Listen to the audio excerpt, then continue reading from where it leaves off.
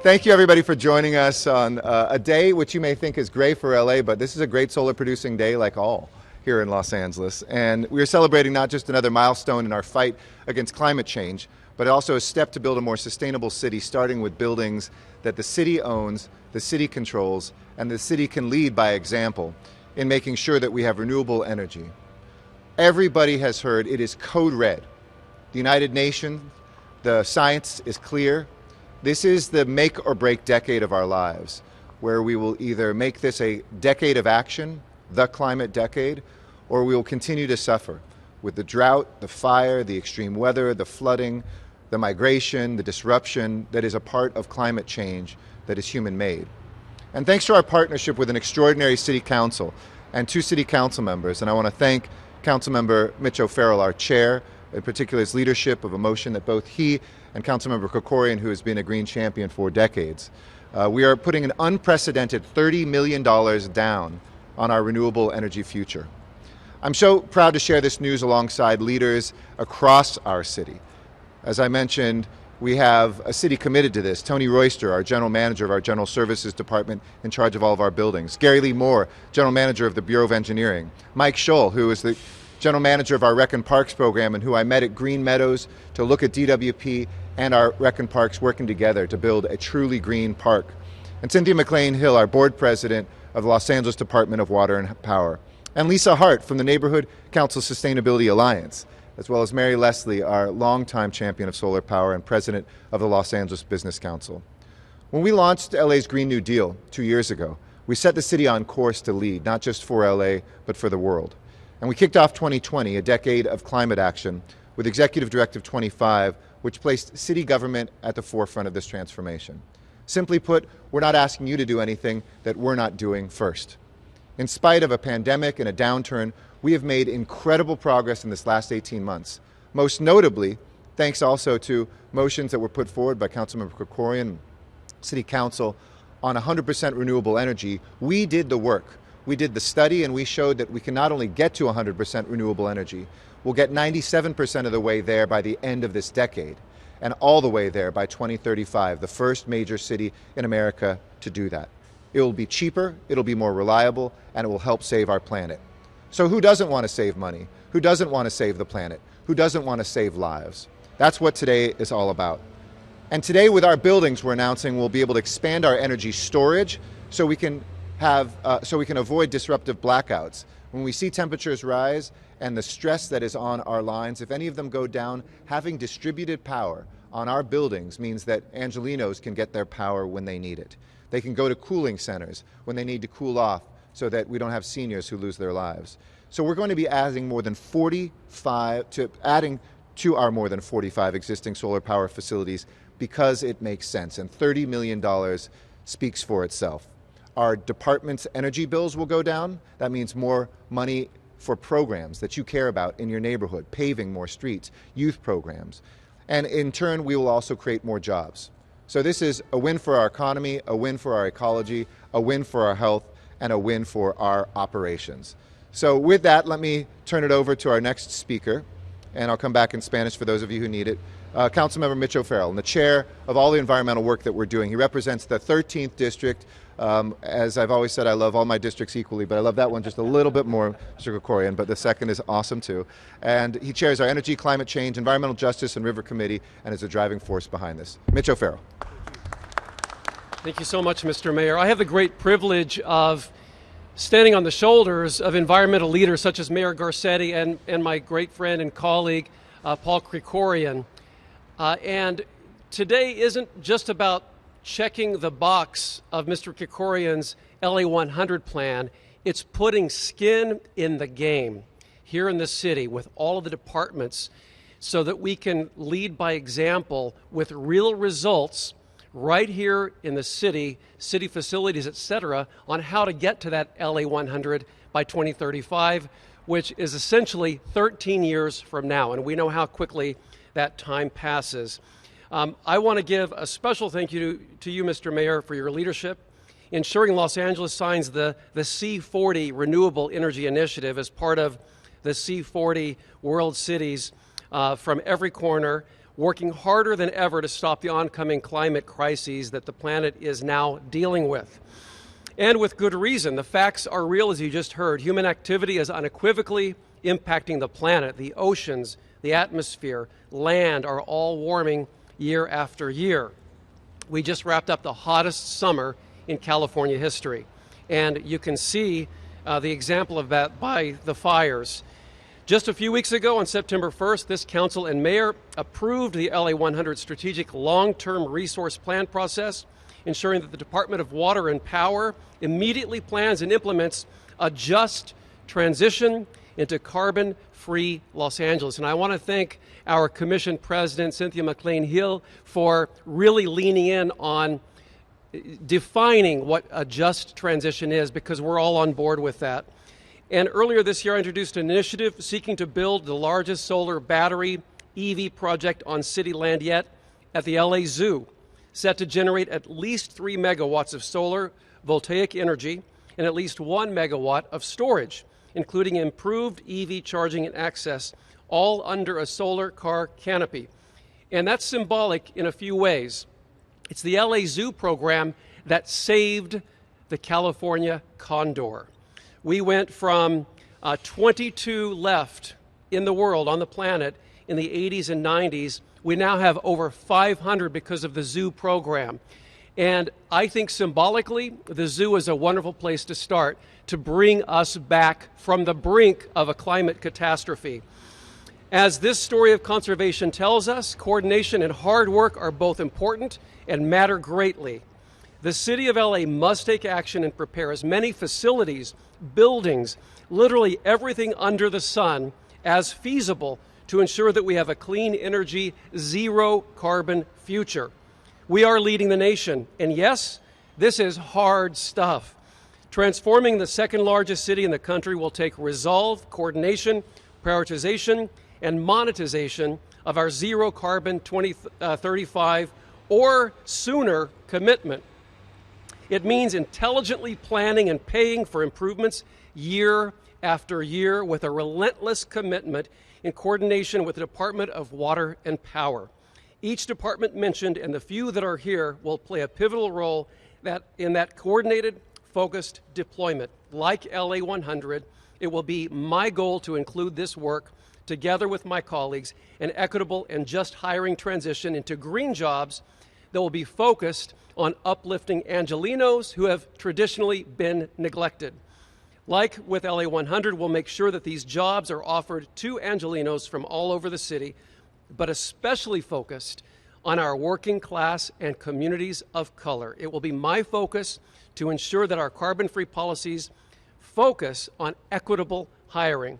I lastly, again, want to give thanks to my good friend and colleague, Paul Krekorian, and the Budget Committee for approving this $30 million investment. As I said, it's real skin in the game as never before on focusing the city, ensuring that the future generations will get and be able to maintain a clean, zero carbon Los Angeles. Thank you so much, Mr. Garcetti, for your incredible leadership here as well. Thank you. Thank you. Thank you so much, Councilmember O'Farrell. Next up, a council member who leads our budget efforts and has been just an extraordinary friend and leader. His work in the State Assembly spoke for itself as well. Now here, he's upped the game even more. Please welcome Paul Krekorian from the 2nd District. Thank you, Mayor, and what an honor it is for me to be able to stand here with two incredible environmental champions and friends.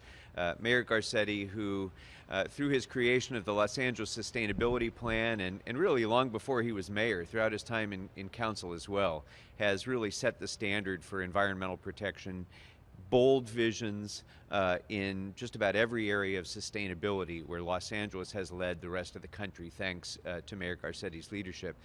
And of course, Councilmember O'Farrell, who has so capably led our Energy Committee and has taken the lead on so many issues that I've cared about and been so passionate about for years, like renewable energy, like eliminating plastics from our environment, and in so many other areas where his leadership and guidance has driven us forward. And it's an honor to be here with both of you.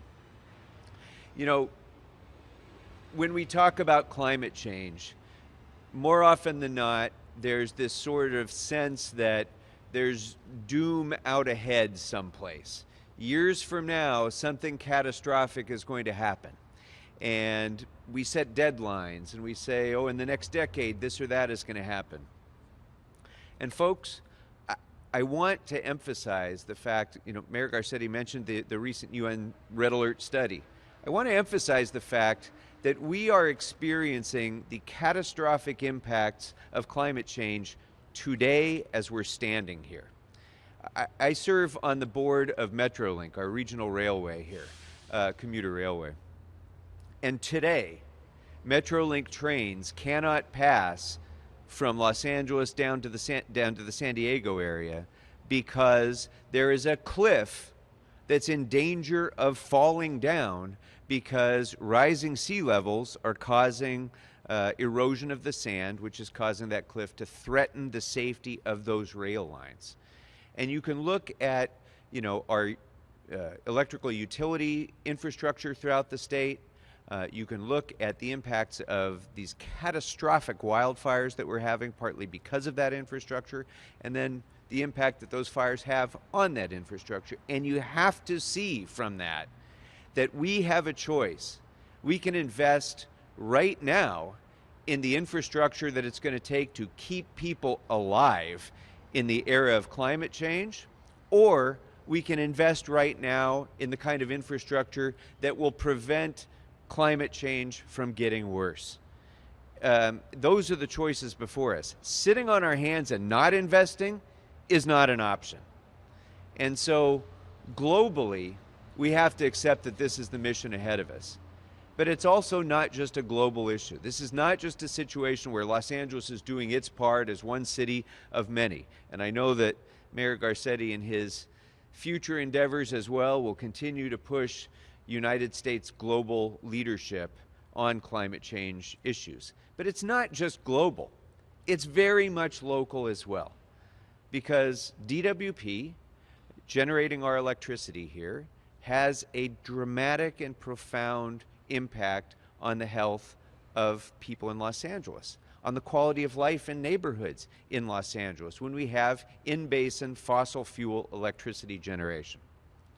So if we want to protect the planet, if we want to protect our local air quality, if we want to protect the integrity and quality of Los Angeles neighborhoods, if we want to protect the jobs of the 21st century and make sure those stay in Los Angeles, then we must make these investments in clean energy today. And so what we're talking about today, Mr. O'Farrell's initiative that he took to invest $30 million in rooftop generation on municipal facilities, but all of the other things that we're doing to ensure that we get to the LA 100 goals, these are essential down payments of what are going to be long-term, much larger investments to ensure our contribution to reducing climate change, our fight to preserve air quality here, our fight for good jobs, and our fight for more equitable treatment of our neighborhoods here in Los Angeles. So I hope that our friends in Sacramento will be watching what we're doing here in Los Angeles. And I especially hope that our friends in Washington, D.C. will watch what we're doing here in Los Angeles, because they have an opportunity before them right now with the surpluses that we have in Sacramento and with the massive infrastructure bill that's pending in our capital right now in Washington, D.C. We have an opportunity as a society to follow the leadership of Los Angeles and transform the economy of America in a way that will preserve our planet and preserve good jobs throughout America. So we're taking the first steps. I hope the rest of the country will soon follow us. Thank you all very much. Thank you, Councilmember. Thank you, Councilmember. And yes, our message to Washington is crystal clear. Pass that and pass that now. Pass that infrastructure package as well as the reconciliation bill as soon as possible. You will see it be spent as we are doing here. Now I'd like to hand over to the leaders of the city departments who will implement this. And I'd like to start with our general manager of our general services department, Tony Royster, who's already led the way with electric vehicle purchases, with previous solar installations, but is going to make this happen. Then Mike Scholl will follow him from the Department of Recreation and Parks. And finally, Gary Lee Moore, before I ask our LADWP board president, Cynthia McLean Hill, to close it out. So 1, 2, 3, and then the grand finale. Why don't we start with you, Mr. Royster?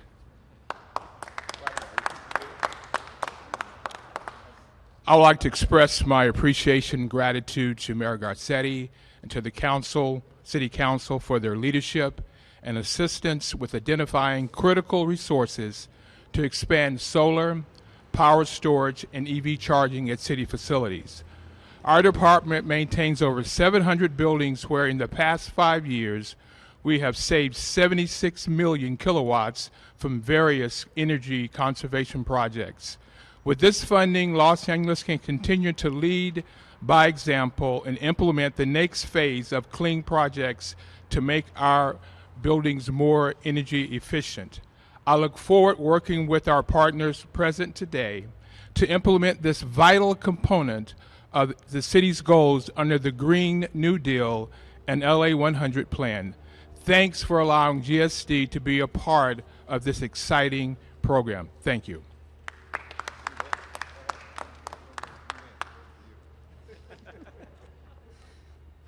Good morning. Mike Scholl, General Manager, Recreation and Parks. Very proud today to stand with our mayor, city council members, general managers, commissioners, and neighborhood council members. As stewards of our city's park system, our department has a responsibility to do everything in our power to advance climate justice and grow opportunities in environmental education. We face impacts of the climate crisis every day throughout the park system, whether it's severe drought, increased frequency of wildfires, extreme heat, or poor air quality. Establishing a solar and storage program is a tangible solution that will allow our department and communities to better prepare for future disasters, ensure power for critical needs, maximize clean energy, and as the mayor stated, really reduce our maintenance and utility costs. Disproportionate burdens often fall in our low-income areas. These funds provide amazing opportunities throughout the park system to build resilience, like we are doing with the solar battery storage project at Green Meadows Recreation Center in South LA with partnership with the Department of Water and Power. The park system should and needs to play a very significant role around these critical issues. Enhancing the quality of life of our community is part of our mission. I applaud the mayor and city council for accelerating our collective commitment with resources that demonstrates clean energy, which allows us to educate the tens of thousands of children and families that come through the park's doors every day. This is really going to equip them with the knowledge and the resources to ultimately help all of us combat climate change. Thank you very much.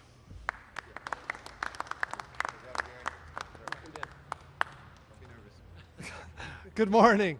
It's great to be here, and I just want to say thanks to Mayor Garcetti, Councilman O'Farrell, and Councilman Krekorian for their leadership on this issue.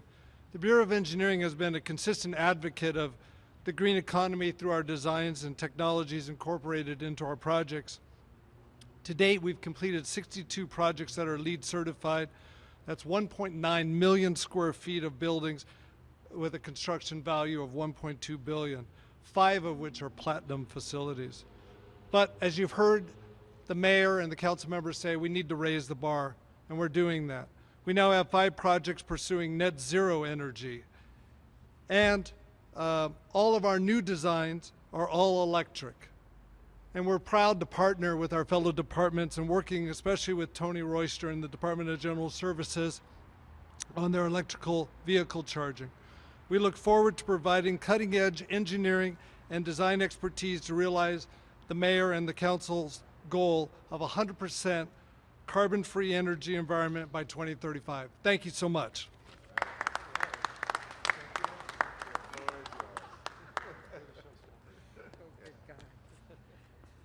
Good morning, everyone. It is a pleasure to join our mayor, Eric Garcetti, members of the City Council, our community and business partners, and fellow city departments to celebrate this commitment to invest in clean, green, renewable energy and energy storage projects at city facilities. We're beginning to make these celebrations and announcements a regular occasion. And we're looking forward to joining each of you more frequently as you break ground and complete projects across our city. With the leadership standing here today and that of my fellow commissioners at LADWP, we've set a course to achieve 100% carbon-free power by 2035. And through the dedication and hard work of the women and men of each of our departments, we're going to reach that goal. It is said that budget is a reflection of one's values. Budgets are also where the rubber meets the road. Without the funding to build more projects that follow through on policy, those plans become nothing more than empty promises. This mayor and this city council have consistently followed through and committed money necessary to reach our goals. We look forward to working with each of you, our sister departments, by offering technical assistance from our expert staff and through partnerships to make your projects a reality. The work our teams will partner on will transform our city's power supply and is an integral part of building a stronger, more vibrant, prosperous Los Angeles. Thank you all very much. Thank you, Cynthia, so much. And finally, we have two people from outside City Hall, real people, right? Although, Cynthia, you're real too. She's a civilian who volunteers her time. But we are so pleased to have, first of all, Lisa Hart, who is part of the Neighborhood Council Sustainability Alliance. As a board member, as an activist in Silver Lake and other places, she has really led the way translating this down to the local level. Lisa, we are so excited to have you here. And as I mentioned, Mary Leslie, who helped us pass some of the most important legislation on solar. So when I was city council president, worked with us now in the city council in the last 8 years as well. We're extraordinarily happy to have both of you here, two amazing women. Lisa, come on forward.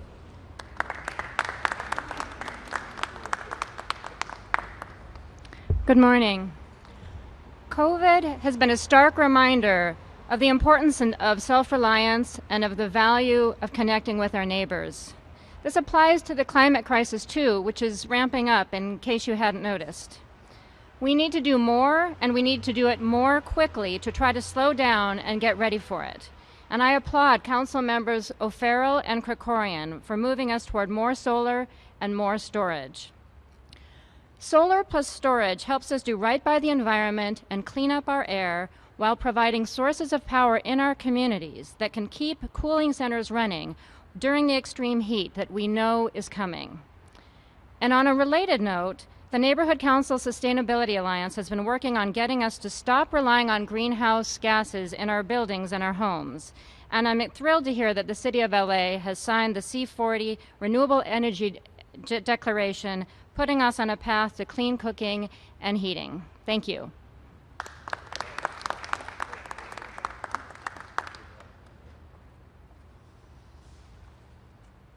Okay, last but not least, good morning. Thank you, Mayor and Councilman Krekorian and O'Farrell for inviting us here today.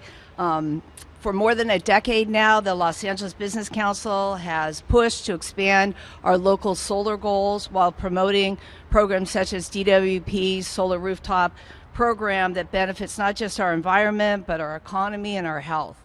Thanks to the leadership of the mayor and the city council, aggressive goals set by the city of LA and LADWP has allowed us to be the #1 solar city in America, with over 480 megawatts installed and providing power to the grid. This translates to a recent E2 study that showed us that LA has nearly 87,000 total clean energy jobs, 15,000 of which are directly related to the renewable energy sector. The private sector has played a key role in these accomplishments. The innovation and investment from solar developers, financiers, property owners, and many others have created a new industry in LA, incentivized local manufacturing, directly created thousands of jobs, and saved money for homeowners and businesses, and now government, and particularly in low-income areas. And we will go further. A recent LA 100 study found that we will meet our 100% renewable energy goals by 2035. The city will create more than 11,000 jobs annually. That's annually, from construction and installation alone. The investment comes into a region with over billions of dollars that will be invested here to create a clean tech market on the scale that we have not seen yet in the U.S. And there is much more work to be done.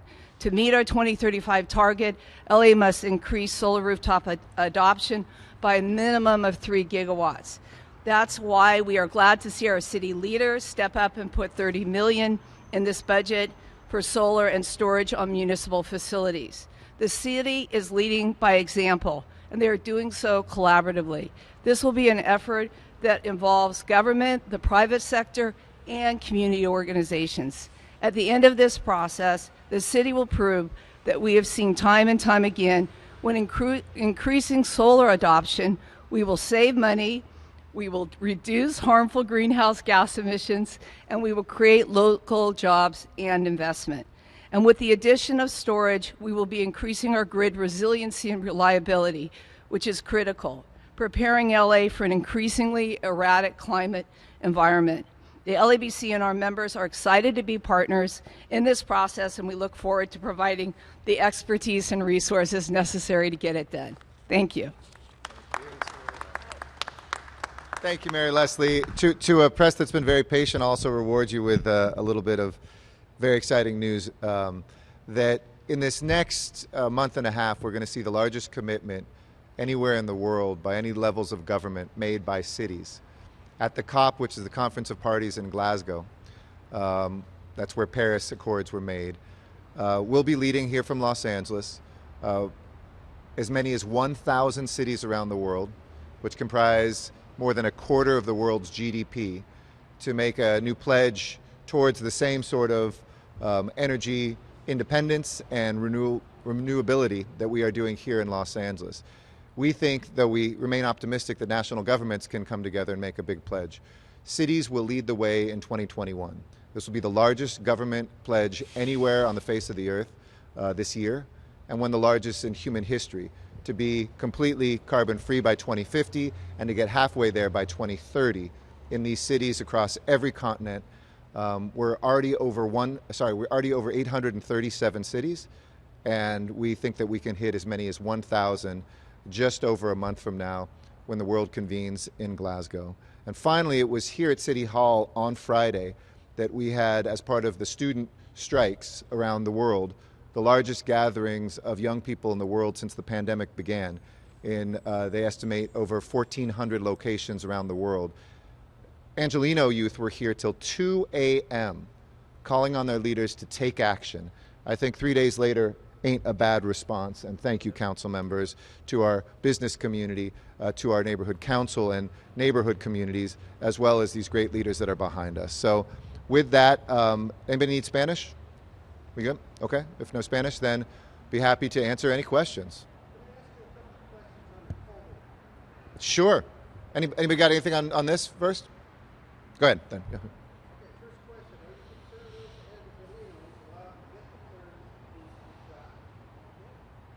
No, I'm not. We have sufficient vaccination capacity in this country to easily meet the new guidelines for those who are vulnerable or seniors who need a booster shot to get them. So I'm very confident that we'll have the capacity to do that. And that capacity has really moved to the neighborhoods. When folks are saying, will that be Dodger Stadium?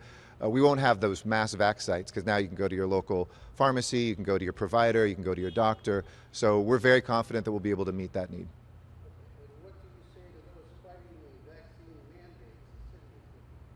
Well, I don't want to bury any more Angelinos, is what I say. My first responsibility, and to the council members' first responsibility here, is to preserve lives. I've talked to too many widows and widowers. I've buried too many of our own, including those in uniform. My responsibility is to save lives, and the evidence is clear. 91% chance higher of being hospitalized without a vaccination. And the folks that are dying, almost all of them, are unvaccinated, except for the very smallest numbers. If you want to save lives, get vaccinated. If you want our economy to move forward and not talk to a business owner right now, they are not back at full capacity. We will never get back to a thriving economy and save lives if we don't get vaccinated.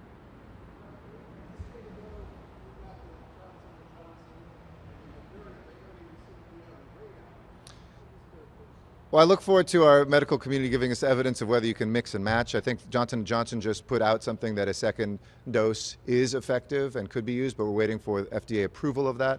My wife got Johnson & Johnson, I got Moderna, so Moderna is holding very strong in its ability to keep you protected even without a booster. So if you've got Moderna, you're in good shape, and Johnson & Johnson, I look forward to seeing whether boosters are needed, whether it's for those at risk or just the general population that got the one shot.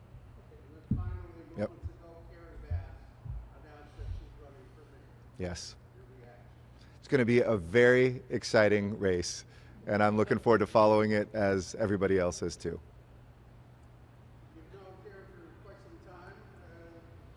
I love Karen Bass, and it's going to be a very exciting race with all sorts of candidates in it. And nice thing about being a former mayor sometime in the distant future, not too long, is that I'll get to assess the candidates and I get to be a voter. So I can't wait to hear what all the candidates have to say.